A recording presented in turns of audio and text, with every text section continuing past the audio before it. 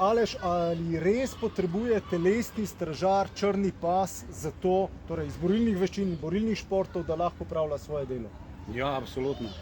Kako bi pozgledali, da bi imel na ta outfit bel pas? Ja, to pa bi res smešno izgledalo. Ne, hecam se. Mislim, da za opravljanje tega poklica, torej telesnega stražarja, ne potrebuje črnega pasu oziroma mojstrskega znanja za obvladovanje določene borilne veščine. Ne. Zakaj ne? Zaradi tega, ker ti si zadolžen, da zagotoviš varnost svojemu VIP-u, svoji varovani osebi. Ne? In zdaj, a boš, ne vem, recimo, da imaš iz karateja položen črn pas, torej si mojster, a bo tebi kaj prav prišel, da boš ti tam neko kato izvajal, da Ne bo. boš zavaroval? Ja, Mislim, da ne. ok.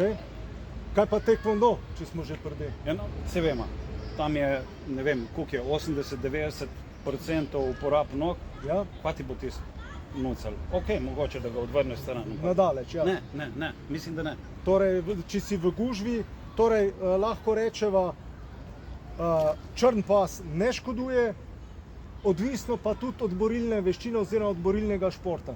Jaz bi rekel tako, da neko osnovo samoobrambe valjda moraš obvladati. Ne? Se Ja. tudi jaz izhajam, ne vem, jiu-jitsu, kickbox, vse to sem treniral. Ne? Ja. Ampak da odvrnem napadalca stran, kjer nimam časa se ukvarjati, ne vem, zdaj 5-10 minut z nekim fajtanjem z njim, Ja. bom uporabil, ne vem, nek udarc po točki za onesposabljen, pressure points. To se mi zdi, da je vrhunsko, torej hitro onesposobitev napadalca.